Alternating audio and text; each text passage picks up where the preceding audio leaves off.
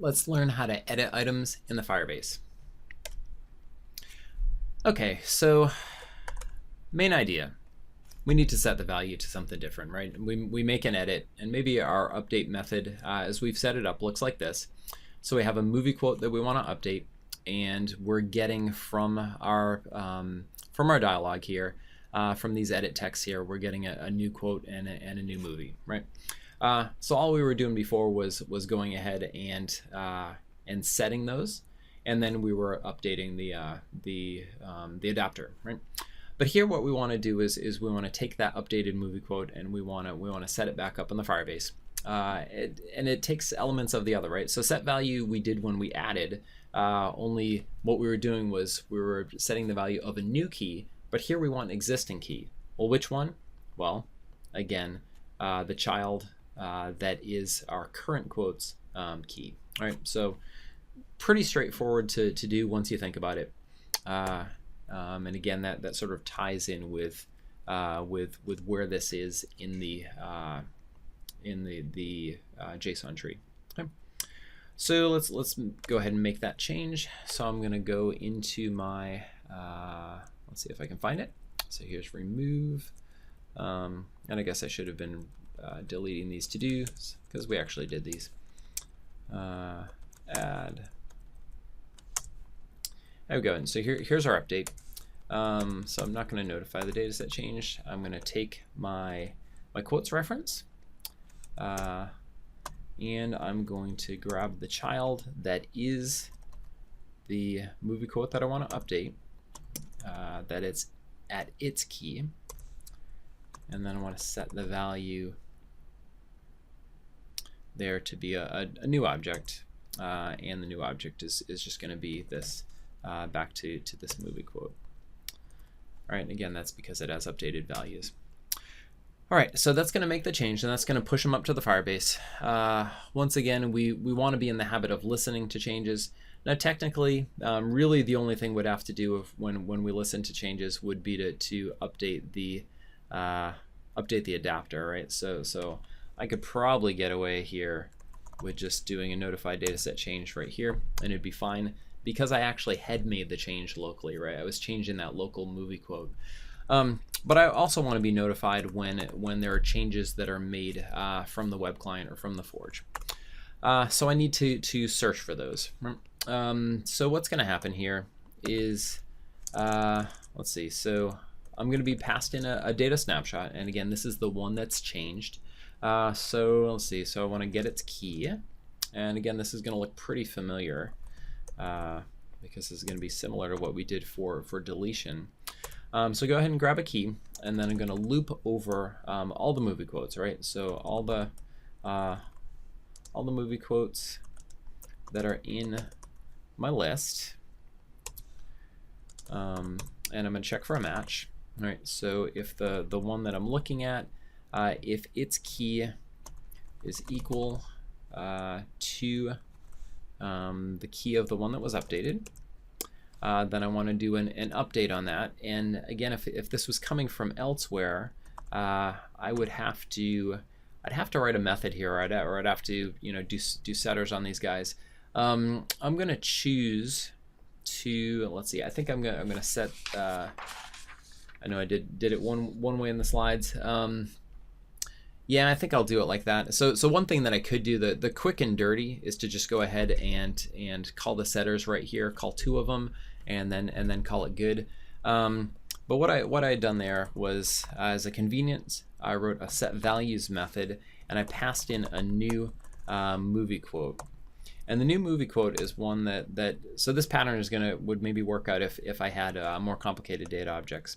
But I say movie quote, new movie quote, dot, so whoops, new movie quote equals data snapshot, get value, and this get value here, so we're getting it, you remember that if I pass in a class, that it will do the conversion for me. So I'm going to pass in movie quote dot class. All right, and so it's that value that goes along with this key. Oh, and it looks like I forgot to put the get key right here, so my bad. Let's go ahead and add that in. All right, so that's great. And this is complaining that we haven't written the get values, the set values method, so I think I'll write that right now. I'm going to create the setter over in movie quote and set values, and I'm passing in a new one right here, so the type on that's fine, so I'll hit enter on that guy. And I don't have a values parameter, so let's see, I'm going to call this new movie quote like I did before, and then I'll just loop over all of these different ones, right? So, so my movie equals the new movie quotes movie, and I can use getters and setters for this if I want. New movie quote. Let's see, dot quote, like so, right? And that could be reused. Kind of keeps everything all in one place. So back to my adapter here. So that sets the values, and once again, once I've set the values, I want to update my. I would notify the data set changed. So I'll actually do it a little bit differently than I did. So I'll just break out immediately here and then put the notify outside the loop. It really doesn't matter. And we'll run this guy and see how we do. All right, so I have it running and I have my quotes up and they're already in sync. So I'm going to go ahead and let's make a change here. So let's add some exclamation points to this guy. So everything is awesome. Everything is very awesome. So let's go ahead to this guy, and I will see that as I'm adding exclamation points, it's updating here in the Forge. And if I want to go a step further, right, I can see that that's there. Let's watch them all change together. So add some more. Boom, boom, boom. And you can see it changing. Whoops, I changed the question marks here. You can see it changing in all three places at once. So everything is totally in sync, right? So let's see, get the slides caught up here. So real-time changes, yeah, old screenshot there. We did that.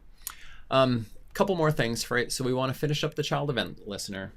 So just a couple things. So we have child moved, and you know, we're going to leave this guy empty. We're not really moving anything around on the back end or even listening for moves. So we'll just keep this guy empty. And then told it that uncanceled is called whenever the caller doesn't have permission to read the database, right? So we don't expect that this is going to be called, but best practice would dictate that we do at least log an error if uncanceled were called. So not a big deal to do those things right now, just for the sake of completeness. So just this guy doesn't complain that we have an empty body, we'll just mark it as such. And then here we'll go ahead and log an error, and this is my first log, so I'll just use this, probably should add a constant there. So on canceled, and then we'll pass the message here like so. Okay. And that wraps up our coding for movie quotes. You know, if we're going to summarize, you know, basically everything is now totally in sync, right? So we have our Forge, we have any clients that we have. The changes are going to go in both directions, so we can make changes to the back end that are viewable elsewhere, and we receive changes from the other places as well. All right, and that's what we're looking for out of Firebase. That's what it gives us, right? Come back next time for us to talk about the lab.